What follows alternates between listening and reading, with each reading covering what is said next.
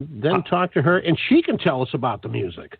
You know, I was thinking of doing just that because to me that sounded like a logical next step to just go do the music, because that's what it's all about. The music, the people who make it, and here they are, ladies and gentlemen. Here she is. She calls herself Miss Freddy, and this is her latest, Wade in the Water.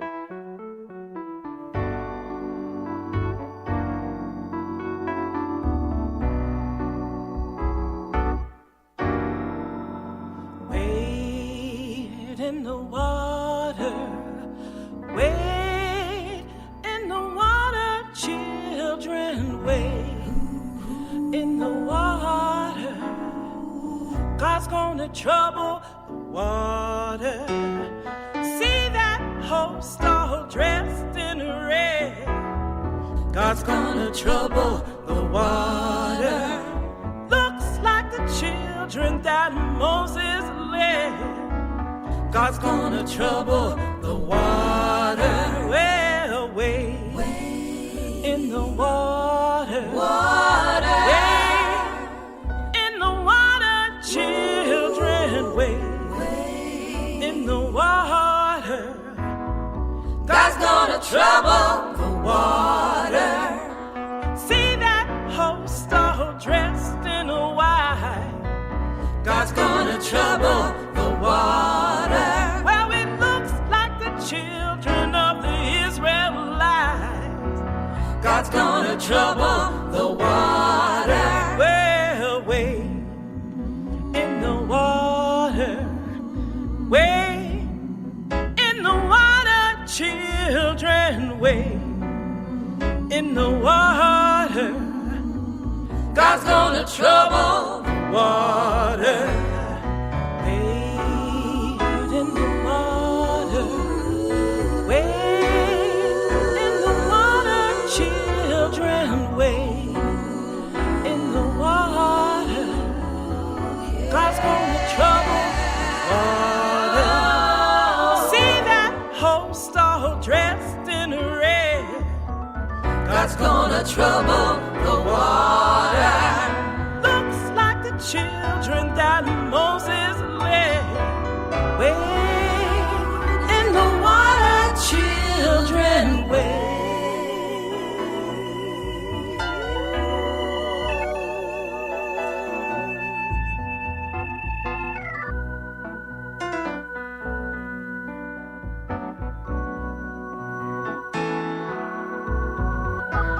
If you get there before I do, God's gonna trouble the water. Tell everybody I'm a-coming too. He's gonna trouble the water. Said Jordan's water is chilly and cold. He's gonna trouble the water. Said it chills my body but not my soul. He's gonna trouble the water.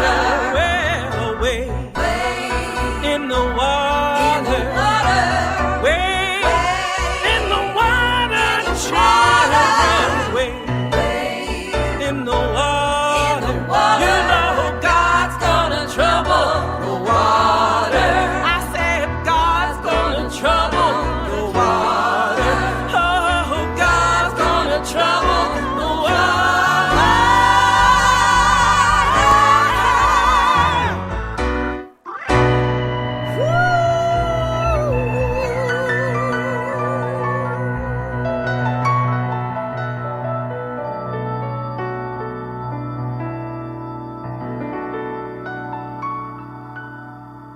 There you have it. Wade in the water. Miss Freddy, come on in here. Say hello to everybody. Hi, everybody. Hi, guys. How are you? Hello there. Doing well, thank you, and thank you for joining us today. What a great tune. Let's see if my notes are correct. You've got yourself a couple of Blues Foundation awards, among other awards you've picked up. You have become the Queen Lady of Soul of the Pittsburgh and Western Pennsylvania area, and you've also, you're also a cancer survivor. You're a nurse. Is there anything you can't do? Climb the mountains. I know. I hear you. I can't climb mountains, and I can't be a NASCAR driver.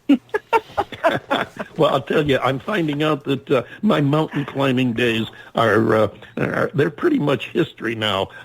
So I'm not climbing too many of them either. But hey, we are just so happy to have you here with us. Love the tune, and I understand that that's a little bit of a change of pace for you in that it goes back to church music, and that's a reflection on your roots because you got started singing church music. I did. Growing up, a couple neighborhood kids and we would just, sing whatever was out there, the latest.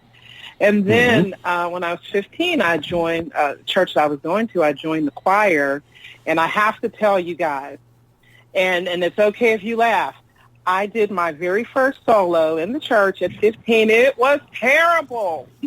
Oh, no. That would have been enough to discourage a lot of people.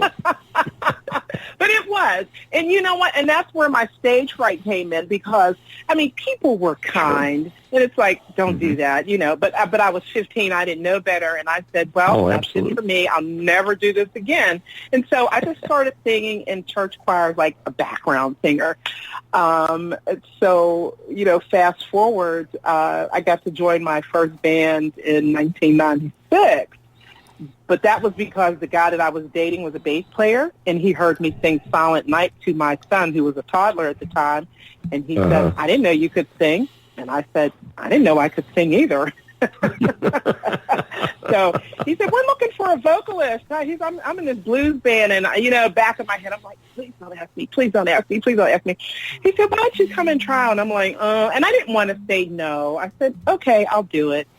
And, the guys were all great, very understanding. They were in one room. I took the 100-foot microphone cord with the mic, went in the bathroom, closed the door, turned the water on, and started singing. That's how I got in the band. And that's a true story. People that know me, they know. It's like, yeah, I was there when she did that. I remember that. Oh, yeah. Well, there's some notes for the grandkids and for your autobiography when you write it, and it answers my next question, which was going to be, how did you overcome the trauma of that initial singing experience? And it seems like between your love of music and your boyfriend and your son, it seemed like you found the perfect cure for that, and the talent did the rest. It just came out. And we're glad it did because you are just that. You're an amazing talent. Now, can I tell you a secret, though? Can I tell you a secret? You may I didn't tell come me. out of that until several years ago. When I first joined that band for a whole year, I would sit in the chair facing the wall while they faced the audience. I did that for a whole year, sitting in the chair, and I sang. Oh, my gosh. Oh, yes. And then, and my mentor, the band leader, may he rest in peace, Big Al Levitt, he said, you're going to have to find a way to let them hear you sing. And at first I was confused. And he said, they want to see you. That way they can actually enjoy listening to you. And so It took me several years. And then finally I just decided I'm going to, do it. And the way I got over my stage fright, I still have a little bit, but not as bad. I pretend it's me in the audience and saying, you better entertain me. I paid money. I rearranged my schedule to come in. There you go. Sing. Yeah. Sure. There you go. Well, I found that when I started trying to sing, I found out that I couldn't sing, and that's why I became a DJ and a music promoter, because it was the next best thing for me. Okay, I can't sing the music, I'll play it. I'll vouch for it. He can't sing. He can't sing at all. I'll vouch for that. But I've never heard him, so I can't say anything, but I am glad for what you do and support us musicians.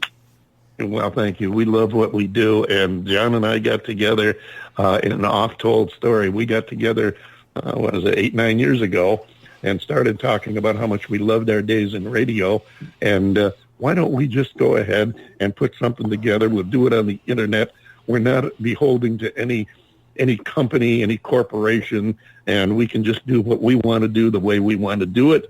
And that's exactly what we've been doing. It turned out to be a thing where we do a lot of work with emerging artists, the lesser knowns, and we've had some of the name artists on here. We've had some wonderful artists. We had the late Charlie Daniels was on a couple of times. We've had the Oak Ridge Boys have been on several times, and I'll tell you, great bunch of guys there.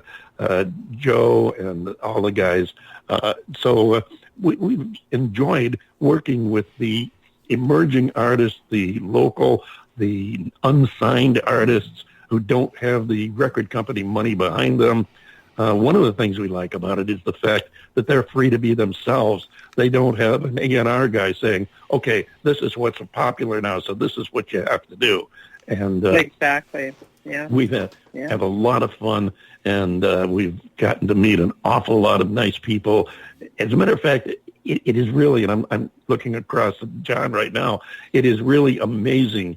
The people we have had on the show have been such great people. I don't think we've had one single guest on here that I would hesitate to have back on a second time. I don't think we've had one guest that we didn't enjoy talking to. And that's, over 8 years, that's a fairly good mark. I think I've got to agree with you on that. That's wonderful. Yeah. Congratulations. It's been wonderful, you guys. It's been a great run. And well, hello, Miss Freddy. This is John, and I'm so glad that you're with us. And thank you, John. Hello, John. Hello. Glad to be here with you. And all right, you two now. Come on. I know. Get a room. Yeah. Wait a minute. That's crazy. You said that because I was thinking the same thing. I'm like, okay, he's going to tell us to get a room. But I'm listening to. Yeah, we wanted to make this casual. Yeah. Maybe sitting on the sofa in the living room. But come on. Okay, yeah, look, Dave, Miss Freddy and I, we're on the sofa. You want to go in the other room, please? Yeah, I got you. Yes, just give us some privacy. This is adults now. No. I'll just excuse myself. I don't know how much of the last interview that you heard, because I know that you were on hold with us for a while before we brought you in. But one of the things that Dave purposely does by design is I don't get to hear the music until we actually air it on the show, and so we can get a raw response, if you will.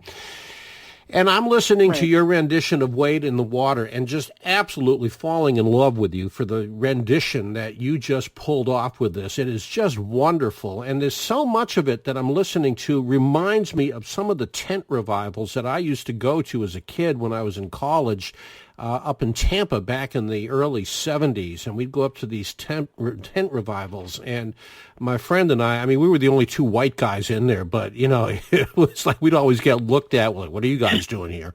And but it was such amazing music. And the way you cover Wade in the Water kind of brought me back to that. So I just want to thank you for doing it that way. That was wonderful. Oh, my gosh, you are so welcome. I couldn't have done it without Mike Morgan out of Ohio. He was the producer. He actually approached me. I thought I was just going to do a song for a project he was doing, an album, and he said, no, I want you to pick a spiritual, and it's going to feature you. This is all about you and a single, and I've never done a single before. I've done 2 albums. And then he contacted Jay Vernali and Kim Parent, who did the background vocals out of Nashville. And Kim and Jay and myself, we put it all together. And I'm going to tell you guys, when they sent me the final track, when it was all done, the final mixing and everything, I broke down and I cried. Because it brought me back to when I was a child. And it brought me back, came me fast forward for what's going on in the world today. And I said, oh, my gosh, this is the song. And I'm not saying it because I did it. I took myself out of that equation for a minute, and I said, this is the song that I want to listen to if I'm sad, depressed, I have an issue. It seems like my world is caving in. This is what I want to go to. Mm. And I just broke down and cried.